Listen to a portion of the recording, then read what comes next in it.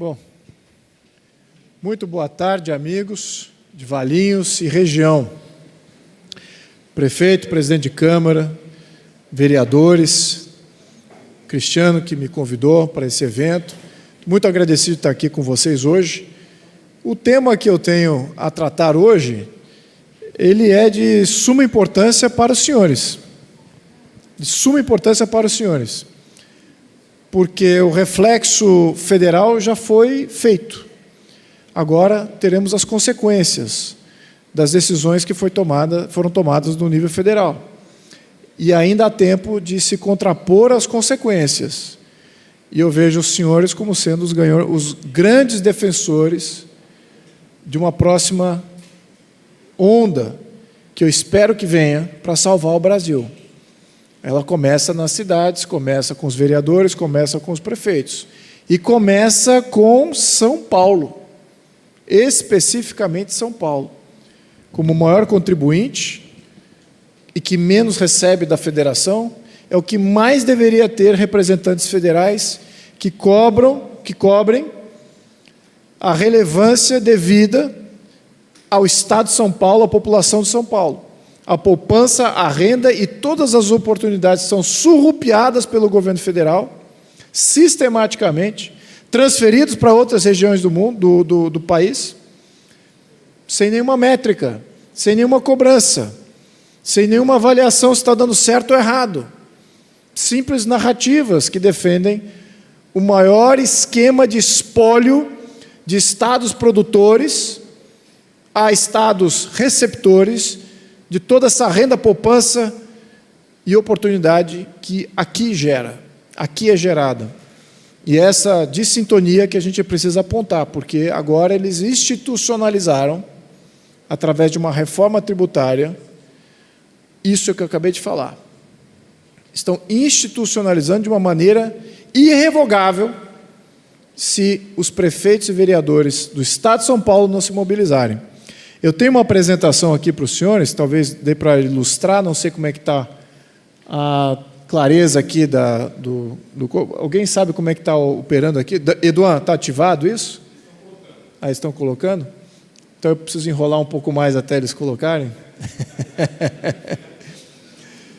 Mas o que eu queria dizer com relação a esse tema, só para dar um pouquinho de contexto. A reforma tributária, ela é um tema que sempre tingiu a discussão política. Há um consenso muito grande que o atual modelo tributário do Brasil é péssimo para todos. Péssimo para o empresário, péssimo para o contribuinte, é péssimo para os entes federativos, para os municípios, para os estados, para a federação. E é muito confuso para quem vem de fora investir. As regras mudam, não tem uma clareza muito clara, é quase que um pleonasmo triplo, né? Não tem clareza, portanto, você não tem um ímpeto de investir. Quem investe no Brasil, investe no risco, porque tem um sistema tributário que não faz sentido nenhum, não é replicado em nenhum país. E todos que investem no Brasil, investem na esperança de ter um retorno. Eu acho que vai dar um retorno positivo. Eu acho que se eu tirar meu dinheiro da poupança e colocar para fazer essa franquia, eu acho que se eu tirar o dinheiro lá da minha subsidiária, da minha matriz na Europa e colocar aqui no Brasil, eu acho que vai dar um retorno financeiro positivo, eu acho. O risco Brasil está aí, nessa incerteza. Isso nos cobra, efetivamente, mais de 2% a 3% de juros sobre qualquer tipo de investimento, seja privado ou público, para o brasileiro. O brasileiro paga por essa incerteza. Isso tem efeito inflacionário, tem efeito no custo dos produtos, tem um efeito, um desdobramento absoluto. Muito bem. O que a nova reforma tributária vem fazer? Há um consenso muito grande que o atual modelo é uma porcaria, temos que revê-lo. Mas o que a nova reforma tributária vai fazer?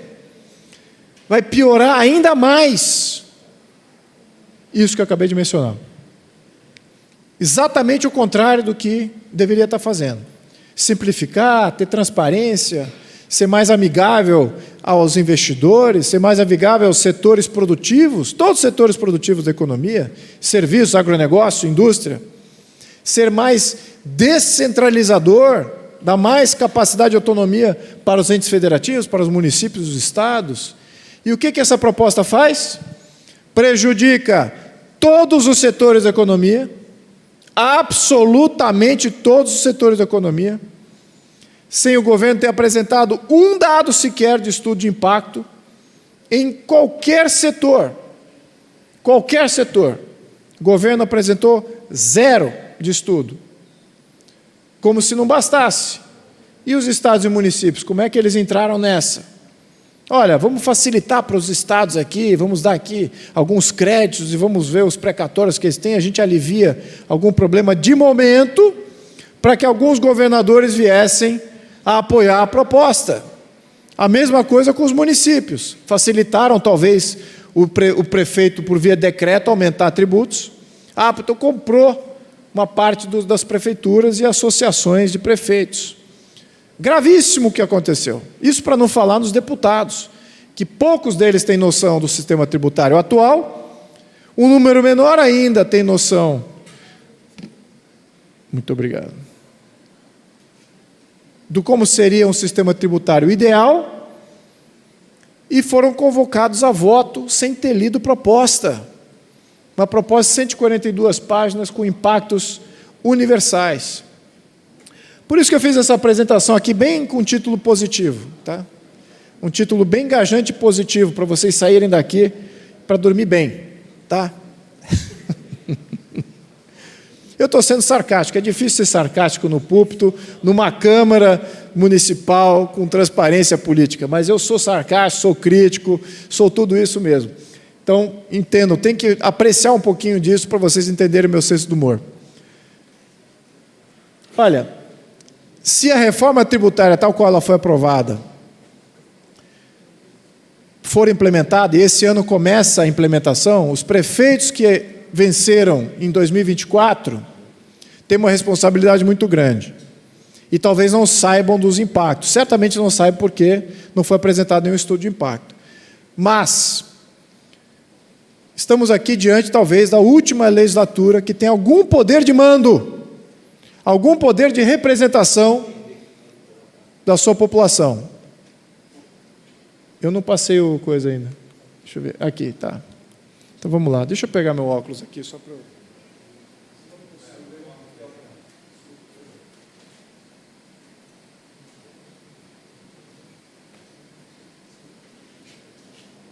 Opa, saiu aqui de...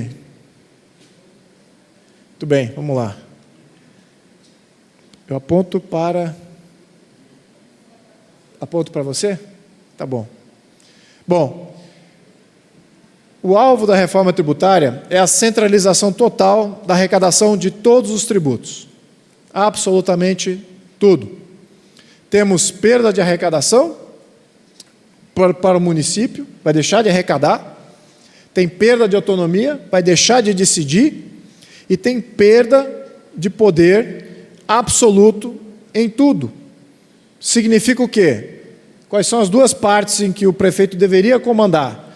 O quanto entra de receita e para onde vai essa receita? Prefeito, quanto que o senhor define da sua receita, para onde que ela vai? Já não está toda pré-determinada por lei? Você tem muito pouco do seu orçamento que você pode usar, não é mesmo? Na faixa aí de menos de 10%, às vezes um pouquinho mais, mas é uma parte módica. Só que agora, com a reforma tributária, o que acontece? Vamos adiante aqui.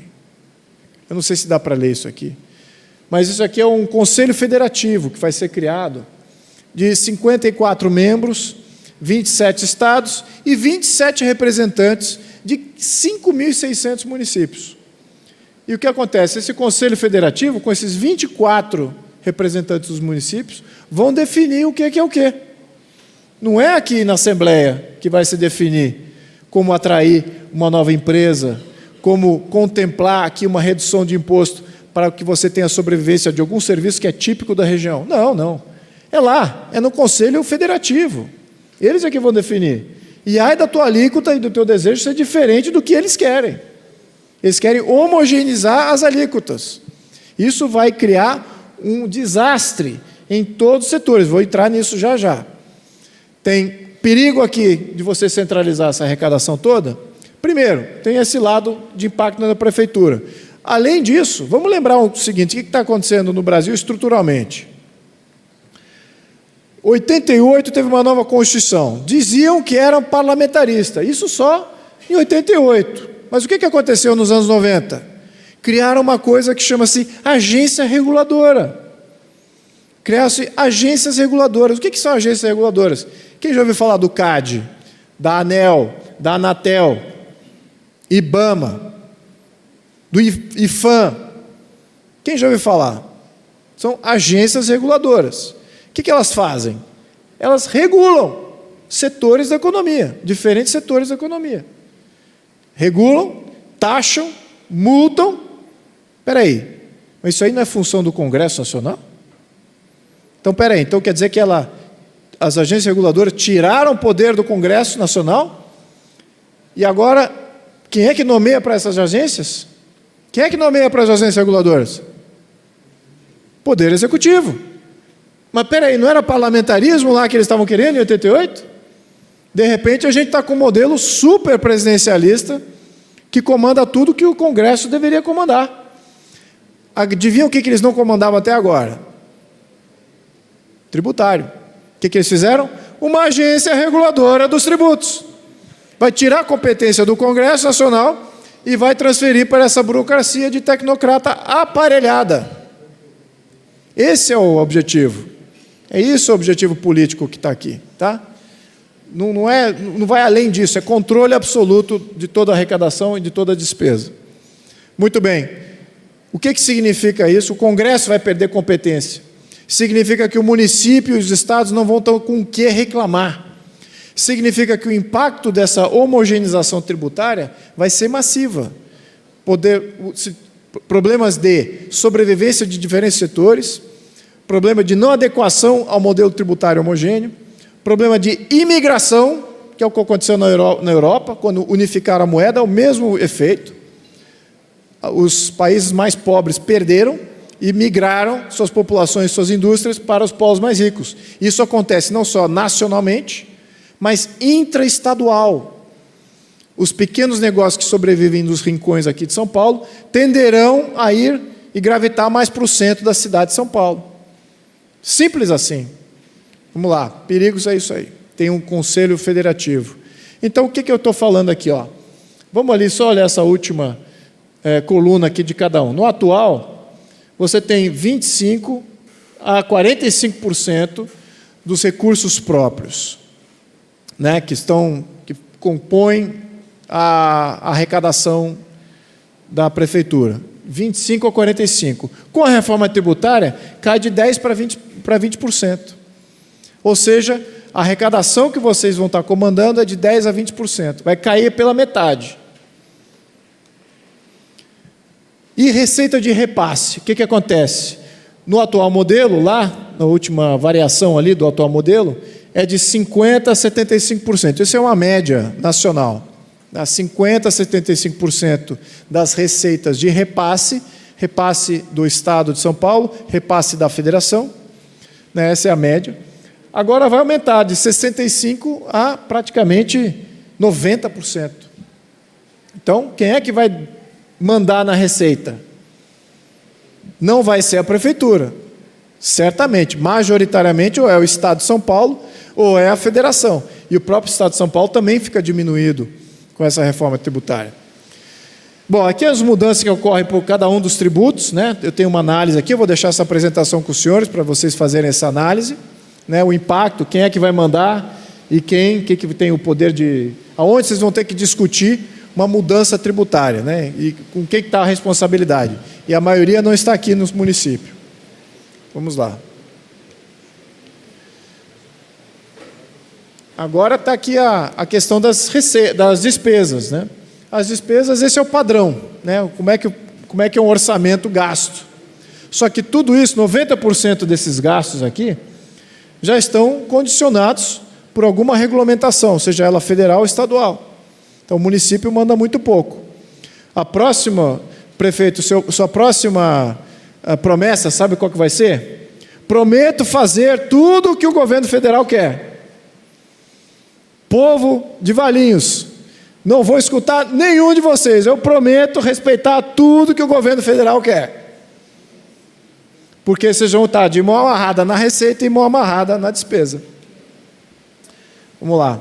Sem flexibilidade total, sem poder de atrair empresas. Isso eu tenho visto como recorrente em vários municípios que eu tenho visitado. Eles precisam adequar o seu sistema tributário para atrair empresa ou até mesmo para manter empresa. Sobrevivência aqui de alguns setores. Não terão esse poder mais. E a transição começa no ano que vem. Esse ano é um teste, ano que vem começa a transição, em 2027 cai a guilhotina, ainda durante o seu mandato. Então, o que significa isso? Menos investimento. Você, como empresário, o que você vai investir? Eu vou investir onde tem mercado, onde eu tenho recursos, não só de material de produção, mas eu tenho acesso ao mercado, a logística é fácil, eu não preciso ficar buscando o meu consumidor, tem concentração de consumidor. E o que o sistema tributário faz? Ele ajuda os municípios a se adequarem, a não serem um mercado sofisticado ou extremamente grande, como, por exemplo, a cidade de São Paulo. Então, naturalmente, se você sem flexibilidade, estando próximo da cidade de São Paulo, com os mesmos tributos, com uma logística diferenciada, que vai ter um custo maior de trazer mercadoria para cá, fica mais caro e muito do comércio acaba sofrendo. Vamos lá. Fora que a gente está comprando um problema que a Europa convive há mais de 40 anos e não resolveu. Tem problema de fraude no modelo IVA, que era o suprassumo que eles queriam aprovar. Tem fraude que eles chamam de fraude de carrossel, né? Tem faturas falsas, o que a gente sabe, conhece muito bem, isso é normal, mas no modelo IVA também tem. Subdeclaração não registro, fraude de reembolso, abuso de isenções. O que significa isso? Mais burocracia. Espera aí, vamos lá. Para resolver isso significa mais burocracia, mais investimento, mais custo de sistemas, ou seja, não tem fim. Isso há mais de 40 anos eles não resolveram. O que o governo fala? Ah, não, a gente tem uma tecnologia maravilhosa e temos um sisteminha que chama-se split payment. Então, quando o consumidor comprar um produto aqui, imediatamente vai para a conta da prefeitura, sem saber se esse crédito foi de fato obtido pelos fornecedores, se não houve fraude durante toda essa cadeia do setor produtivo. É um modelo complexo e gera fraude. Então, qual foi o impacto lá na União Europeia? No ano de 2019, total, estou olhando aquela última ali embaixo, estamos falando ali de 147 bi de dólar de fraude na União Europeia. 147 bi de dólar dá quanto em real? Dá quase 1 trilhão de real de fraude. Acho que dá para sustentar um país com 1 trilhão de fraude, não dá não? Pois é esse problema que a gente está comprando. Por que esse estudo não veio à tona durante a nossa votação? Isso que eu estou falando agora, existia esses dados durante a aprovação, não foi divulgado. Só divulgado por alguns deputados que queriam votar contrário. Então tem várias soluções aqui que são propostas, mas eu queria chegar aqui no problema aqui do município, como situações, né? Temos aqui exemplo de São Paulo, capital, situação 2023, como é que seria? Vai perder 4,7 bi com a nossa nova proposta. Só um exemplo. Vai perder não só a competência, mas também perde a arrecadação. Aonde fica o dinheiro? Fica no federal. Jacareí também, outro exemplo. Tem muito número ali naquele perda estimada, mas estamos falando aí de uma perda aumentada, né? Uma perda estimada de 16 milhões. É outro exemplo de uma cidade que eu visitei. Vamos lá. Aqui está o que eu queria mostrar com essa análise aqui. Os estados que mais pagam, os estados que menos pagam. São Paulo é o que mais paga disparadamente. E aqui, nesse quadrilátero entre São Paulo, Ribeirão Preto, então vamos estender um pouquinho a região. São Paulo, Campo Grande, Mato Grosso, descendo até Londrina, a gente está falando do maior PIB per capita do hemisfério sul. Não é da América do Sul, não é da África, estou falando de todo o hemisfério sul. Pega o mundo, corta no meio Estamos falando aqui do polo mais rico que tem, e isso está contribuindo para a festa da gastança e da corrupção no Norte e Nordeste. Vamos lá, passar aqui mais um. Aí aqui tem algumas manchetes dos municípios reagindo contra a proposta, falando como é que essa proposta é ruim. Várias manchetes de municípios reagindo, aqui pulou.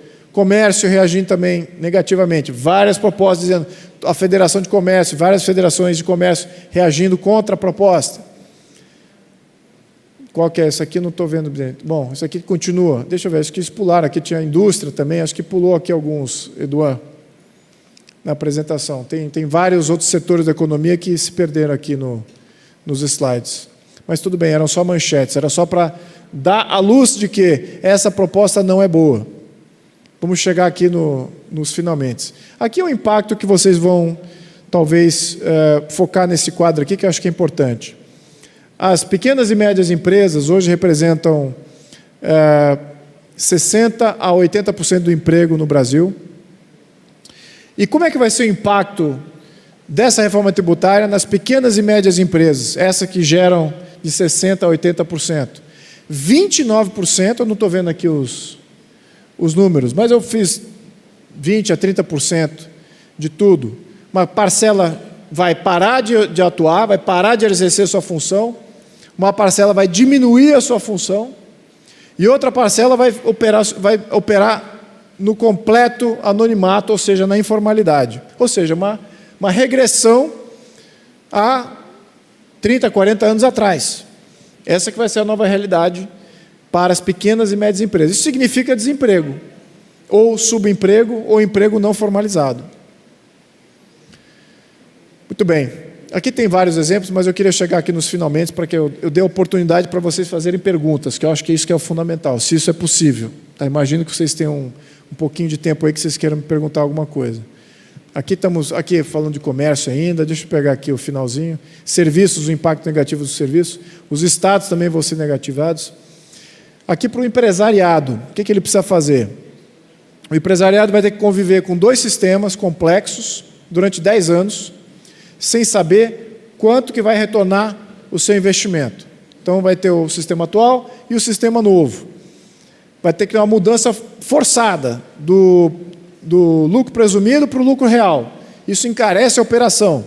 Fornecedores também terão que mudar. Se os fornecedores não mudam, o sistema cai por terra. Você não tem que obter crédito. Então não tem benefício nenhum fazer a reforma. Tem mais custo, mais preço, menos lucro. Porque aumentou o custo operacional e vai aumentar a carga tributária para diversos serviços.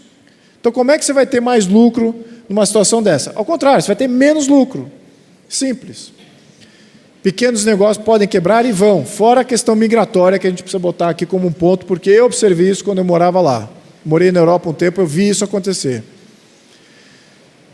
Eu não quero entrar aqui na questão das empresas, mas eu tenho aqui o antes e depois das empresas, dando exemplos aqui de impactos negativos. Eu não quero entrar nesses detalhes, porque eu quero responder as perguntas aqui.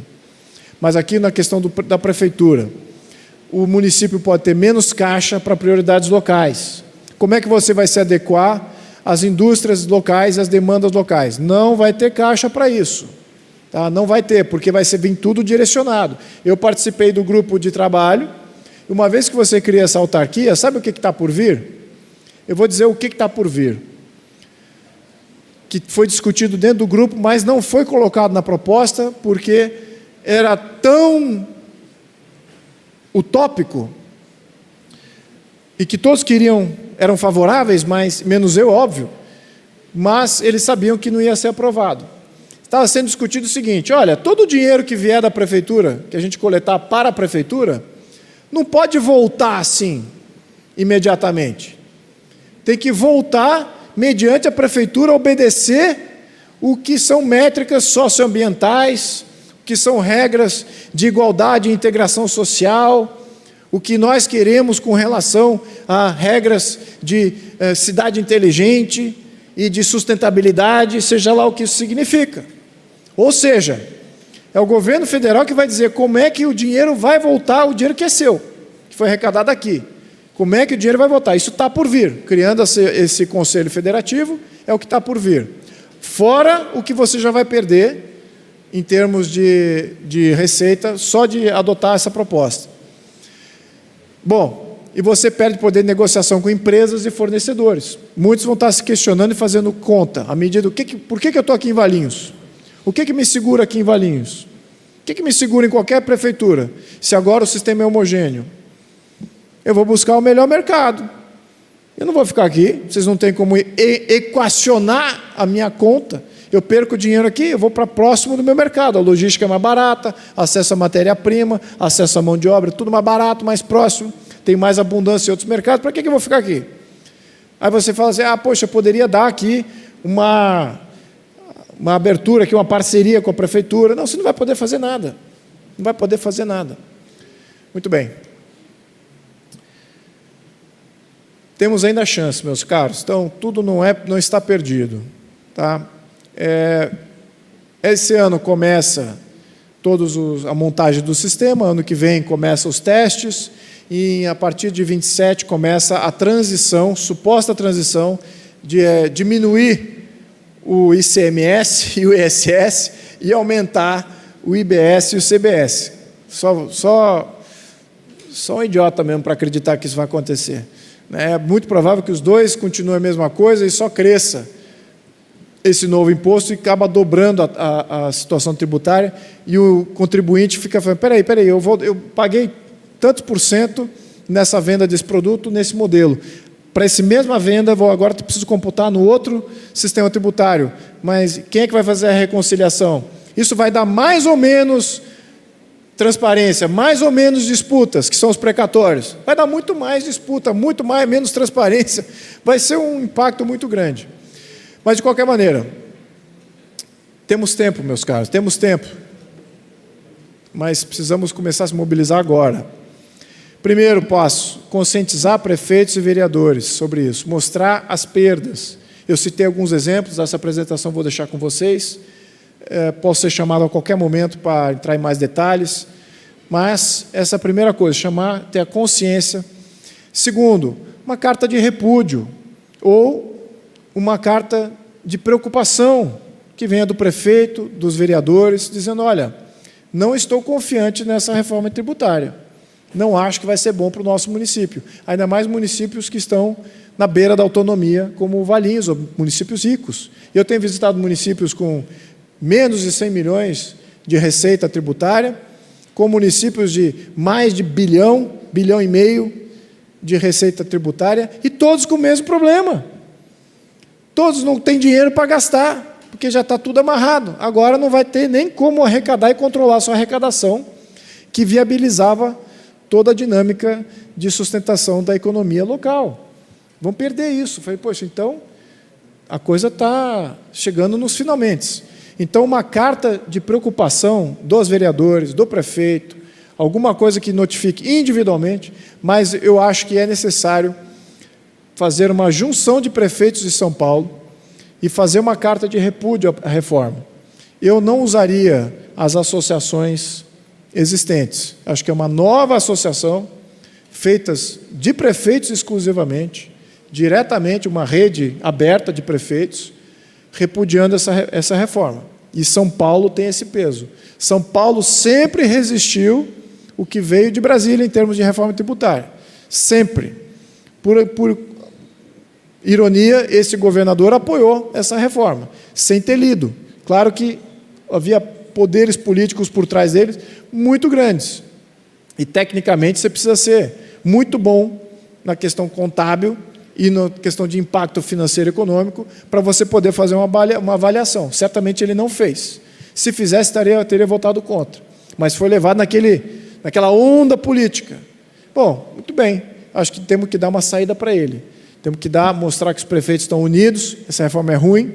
Se essa reforma passar, em pouco tempo a prefeitura desaparece, a relevância, a real democracia, que é o poder da prefeitura sendo exercido em nome do povo, que está sempre em loco, presente, muito mais presente no governo local do que qualquer coisa federal, isso se perde completamente no Brasil e se transformamos num modelo totalmente totalitário de planejamento central, que dá errado e deu errado em todos os países que foi implementado, com crises imensas e absolutas, Quem sai perdendo? Todas as nossas gerações. Infelizmente, demora gerações para a gente perceber o erro.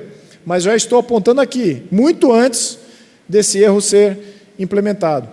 E, claro, temos opções. Fizemos uma PEC 07, 2020, minha autoria, passou na CCJ, passou na comissão especial, unânime, mas não foi contemplada no voto. Por quê? Porque a PEC 07 faz exatamente o oposto do que essa PEC que foi aprovada faz. Ela descentraliza e dá poder tributário para os municípios. Ela destrava os municípios para eles poderem usar seus recursos e suas receitas. Ela faz exatamente o contrário, mas esse governo, com essa nova política que ele manifestamente colocou abertamente, ele não foi desonesto no que ele queria fazer, muito pelo contrário, falou exatamente o que ele queria fazer. Falou assim: eu quero comandar todas as políticas públicas de todas as cidades do Brasil.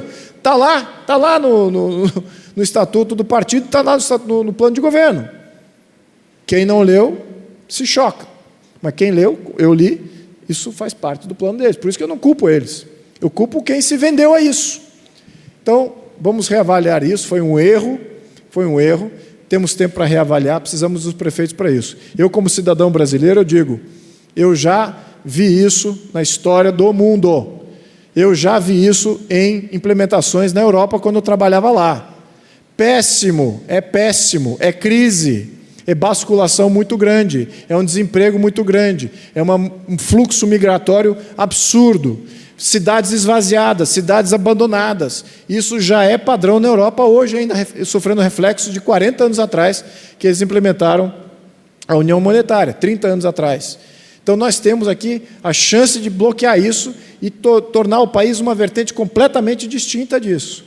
Vamos começar a pensar um pouquinho nesse tema, tá? Por favor. A questão tributária é muito importante. Ela é o que mobiliza todas as sociedades do mundo desenvolvido. O país aqui, o Brasil, infelizmente, não se mobiliza por questões tributárias. Mas eu quero mudar isso, eu confio no brasileiro. Eu acho que você, tendo um interlocutor que consiga trazer essa complexidade num nível de compreensão muito mais facilitada, certamente haverá uma mobilização muito boa. E eu acredito que um próximo governo vai rever todas essas medidas tributárias que foram tomadas pelo atual governo. Muito ruim o que aconteceu nesses últimos 2 anos. E dá para a gente reverter isso, mas precisamos de uma mudança de governo e de apoio de prefeitos e vereadores com muita consciência. Então, meus caros, é isso. Precisamos dessa flexibilidade. Contamos com vocês. E quem quiser saber mais sobre esse tema, a gente manda aqui a apresentação também para a cidade. Mas eu confio muito no nosso país, confio muito mais na nossa sociedade. Eu tenho certeza que a gente está no vértice aqui de se desvencilhar de tudo aquilo que é ruim, ignorante, totalitário que se impôs nos nossos governos, nos nossos governantes, e que a gente vai, de fato, abraçar a liberdade de uma maneira que a gente nunca viu na história do nosso país. E a nossa geração vai ser a geração que vai ver isso. Meus amigos, muito obrigado. Muito obrigado, até a próxima.